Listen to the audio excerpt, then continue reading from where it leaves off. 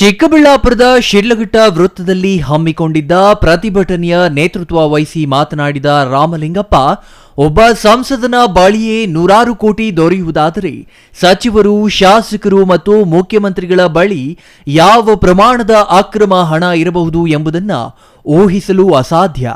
ಇಂತಹ ಕಾಂಗ್ರೆಸ್ ಬಿಜೆಪಿ ವಿರುದ್ಧ ಸುಳ್ಳು ಆರೋಪ ಮಾಡುತ್ತಿರುವುದು ವಿಪರ್ಯಾಸ ಎಂದರು.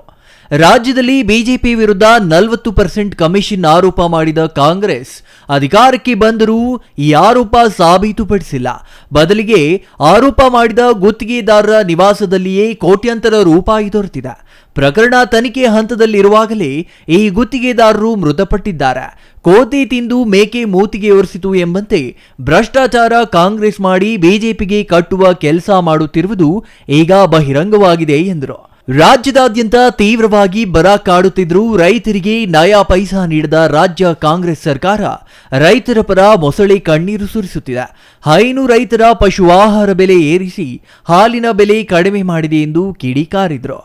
ಬಿಜೆಪಿ ಮುಖಂಡ ಮುನಿರಾಜು ಮಾತನಾಡಿ, ಕಾಂಗ್ರೆಸ್ ಅಲ್ಪಸಂಖ್ಯಾತರನ್ನ ಓಲೈಸಲು ಸಾವಿರಾರು ಕೋಟಿ ಅನುದಾನ ನೀಡುತ್ತಿದೆ. ಆದರೆ ರಾಜ್ಯದ ಅಭಿವೃದ್ಧಿಗೆ ಹಣ ಇಲ್ಲ ಎಂದು ಹೇಳುವ ಮೂಲಕ ರಾಜ್ಯವನ್ನ ದಿವಾಳಿ ಮಾಡುತ್ತಿದೆ ಎಂದು ಆಕ್ರೋಶ ವ್ಯಕ್ತಪಡಿಸಿದರು. ನಮ್ಮ ಭಾರತೀಯ ಜನತಾ ಪಕ್ಷದ ಒಂದು ಉದ್ದೇಶ. ಆದರೆ ಇವ್ರು ನೋಡ್ತಾ ಇರ್ತಕ್ಕಂಥದ್ದು ಒಂದೊಂದು ಜಾತಿನೂ ಸಹ ಡಿವೈಡ್ ಮಾಡಿ ಅನ್ಯಾಯ ಮಾಡ್ತಾ ಇದೆ. ಅದರಿಂದ ಇಡೀ ದೇಶದಲ್ಲಿ ನಮ್ಮ 39 ಸಂಘಟನಾತ್ಮಕ ಜಿಲ್ಲೆಗಳಲ್ಲಿ ಭಾರತೀಯ ಜನತಾ ಪಕ್ಷದ ಪರವಾಗಿ ನಾವು ಕಪ್ಪು ಹಣದ ವಿಚಾರವಾಗಿ ನಾವು ಒಂದು ಈ ಪ್ರತಿಭಟನೆಯನ್ನು ಮಾಡ್ತಾ ಇದ್ದೀವಿ. ಎಲ್ಲ ಜಿಲ್ಲೆಗಳಲ್ಲೂ ಅತ್ಯಂತ ವ್ಯಾಪಕವಾಗಿ ನಡೀತಾ ಇದೆ. ನಮ್ಮ ಚಿಕ್ಕಬಳ್ಳಾಪುರ ಜಿಲ್ಲೆಯಲ್ಲಿ 5 ವಿಧಾನಸಭಾ ಕ್ಷೇತ್ರಗಳಿಂದ ಇಲ್ಲಿ ಬಂದಿರತಕ್ಕಂಥ 5 ವಿಧಾನಸಭಾ ಕ್ಷೇತ್ರಗಳ ಒಂದು ನಾಯಕರ ಒಂದು ನೇತೃತ್ವದಲ್ಲಿ ಇದೊಂದು ಪ್ರತಿಭಟನೆ ನಡೀತಾ ಇದೆ. ಈ ಪ್ರತಿಭಟನೆಯನ್ನ ಕಾಂಗ್ರೆಸ್ ಸರ್ಕಾರ ಏನು ದುರುದ್ದೇಶದಿಂದ ಮಾಡ್ತಾ ಇರ್ತಕ್ಕಂಥ ಎಲ್ಲವನ್ನು ಹತ್ತಿಕ್ಕುವ ಒಂದು ಕಾರ್ಯವನ್ನು ನಾವು ಮುಂದಿನ ದಿನಗಳಲ್ಲಿ ಮಾಡಬೇಕಾಗ್ತದೆ.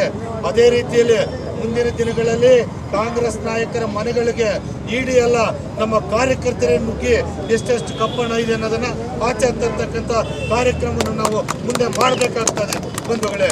ಅದರಿಂದ ಒಂದು ಕಣ್ಣಿಗೆ ಒಂದು ಸುಣ್ಣ, ಒಂದು ಕಣ್ಣಿಗೆ ಬೆಣ್ಣೆ ಇರ್ತಕ್ಕಂಥ ಒಂದು ಕೆಲಸವನ್ನು ಕಾಂಗ್ರೆಸ್ ಸರ್ಕಾರ ನಿಲ್ಲಿಸಬೇಕು. ಕರ್ನಾಟಕದ ಜನತೆಗೆ ಮಾಡ್ತಾ ಇರ್ತಕ್ಕಂಥ ಅನ್ಯಾಯ ಏನು ಅಂತ ಇವಾಗ ಆಲ್ರೆಡಿ ಎಲ್ಲ ಪ್ರತಿಯೊಬ್ಬರಿಗೂ ಅರ್ಥ ಆಗಿದೆ. ಮುಂದಿನ ದಿನಗಳಲ್ಲಿ ಏನು ನಮ್ಮ ಕರ್ನಾಟಕದಲ್ಲಿ ಬರ್ತಕ್ಕಂಥ ಲೋಕಸಭಾ ಚುನಾವಣೆಗಳಲ್ಲಿ ನರೇಂದ್ರ ಮೋದಿಜಿಯವರ ನೇತೃತ್ವದಲ್ಲಿ ವಿಶ್ವದಲ್ಲಿ ಇವತ್ತು ನಮ್ಮ ಭಾರತ 3ನೇ ಆರ್ಥಿಕ ಸ್ಥಿತಿಗೆ ಬಂದಿದೆ.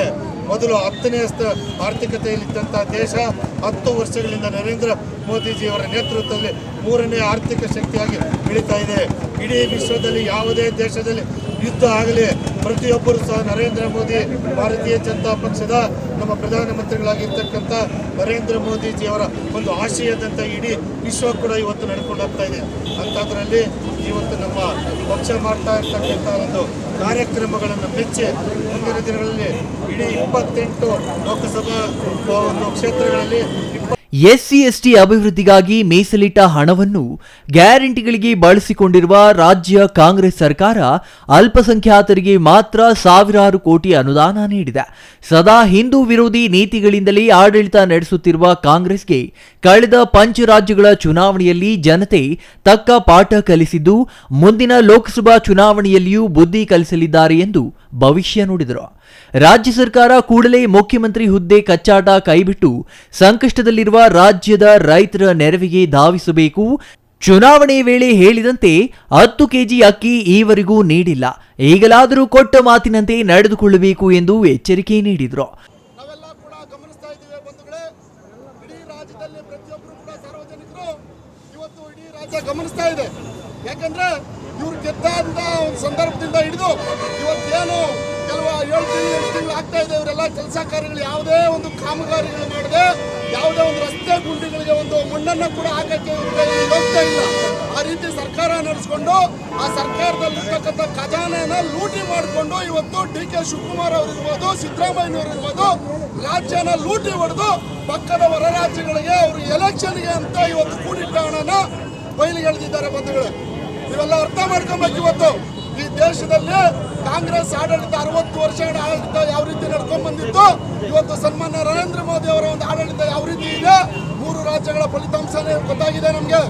ಪಕ್ಕದ ರಾಜ್ಯದಲ್ಲಿ ಇವತ್ತೇನು ಕರ್ನಾಟಕದ ದುಡ್ಡನ್ನ ಒಳೆ ಹರಿಸ್ಬಿಟ್ಟು ಇವತ್ತೇನು ತೆಲಂಗಾಣದಲ್ಲಿ ಗೆದ್ದಿದ್ದಾರೆ ಅಲ್ಲೂ ಕೂಡ ಲೂಟಿ ಮಾಡುವಂತ ಕೆಲಸ ಮಾಡ್ತಾ ಇದ್ದಾರೆ ಬಂಧುಗಳೇ. ಇದಕ್ಕೆಲ್ಲ ಸಾಕ್ಷಿ ಇವತ್ತು 300 ಕೋಟಿಗಿಂತ ಹೆಚ್ಚು ಇವತ್ತೇನು ಸಿಕ್ಕಿದೆ ದುಡ್ಡು. ಇದೆಲ್ಲ ಯಾರು ದುಡ್ಡು ಅಂತ ಅರ್ಥ ಮಾಡ್ಕೊಬೇಕು. ನಮ್ಮ ಕರ್ನಾಟಕದ ಸಂಪತ್ತನ್ನ ಇಡೀ ದೇಶಕ್ಕೆ ಕಳಿಸ್ತಾ ಇದ್ದಾರೆ ಇವರೆಲ್ಲ ಕೂಡ. ಇವ್ರನ್ನ ನಾವು ಚೀಮಾರಿ ಹಾಕ್ಬೇಕು. ಬರ್ತಕ್ಕಂಥ ಚುನಾವಣೆಯಲ್ಲಿ ಇವ್ರಿಗೆ ಏನು ಶಾಶ್ವತವಾಗಿ ಮನೆಗೆ ಕಳಿಸುವಂತ ಕೆಲಸ ಮಾಡಿ ಈ ಒಂದು ರಾಜ್ಯದಲ್ಲಿ ಕಾಂಗ್ರೆಸ್ ಮುಕ್ತ ಮಾಡಬೇಕು ಎಂಪಿಗಳನ್ನ. ಯಾಕಂದ್ರೆ ಒಂದೇ ಒಂದು ಸೀಟ್ ಇದೆ ಇವ್ರದ್ದು ಬೆಂಗಳೂರು ಗ್ರಾಮಾಂತರದಲ್ಲಿ, ಅದು ಕೂಡ ಮುಕ್ತ ಮಾಡಿ ಇವತ್ತು ಈ ಸಲ ಜನ ಕಳ್ಸಕ್ ನಿಶ್ಚಯ ಮಾಡಿದ್ದಾರೆ. ಯಾಕಂದ್ರೆ ಇವ್ರು ಬರೀ ಬಾಕಿಗಳಲ್ಲಿ ಗೆದ್ಕೊಂಡ್ಬಂದು ಆಶ್ವಾಸನೆ ಕೊಟ್ಟು ಆ ಕಡೆಗೆ ಜನರಿಗೆ ಬಾಕಿಗಳು ಕೂಡ ನೆರವೇರ್ತಾ ಇಲ್ಲ ಕರೆಕ್ಟಾಗಿ.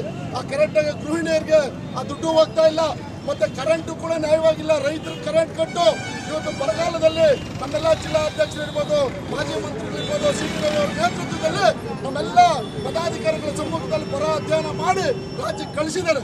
ನಾನು ಕೂಡ ಸಂದರ್ಭದಲ್ಲಿ ಇದ್ದೆ. ಆ ರೈತರ ಪಾಡನ್ನ ನೋಡಿದ್ರೆ ಇವರಿಗೆಲ್ಲ ಭಗವಂತ ಒಳ್ಳೇದು ಮಾಡ್ತಾನೆ.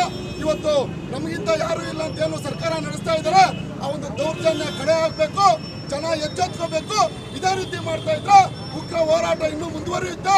ಯಾವುದೇ ಕಾರಣಕ್ಕೂ ನಾವೆಲ್ಲ ಸುಮ್ಮನೆ ಇರಲ್ಲ, ಬೀದಿ ಬಂದು ಕುತ್ಕೋತೀವಿ ಅಂತ ಹೇಳ್ತಾ ಇದ್ದೀವಿ. ಈಗಲಾದ್ರೂ ಎಚ್ಚೆತ್ಕೊಂಡು ಏನು ಸಾರ್ವಜನಿಕರ ದುಡ್ಡು ನಮ್ಮ ಕರ್ನಾಟಕದಲ್ಲೇ ಕೆಲಸ ಮಾಡಬೇಕು ಅಂತ ನಾವು ಎಚ್ಚರಿಕೆಯನ್ನು ನೀಡ್ತಾ.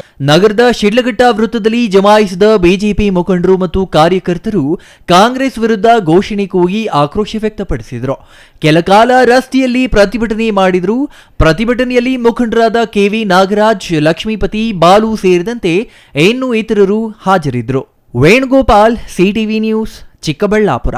भारत माता की, भारतीय जनता पार्टी की, भारतीय जनता पार्टी की, नरेंद्र मोदी जी की, नरेंद्र मोदी जी की।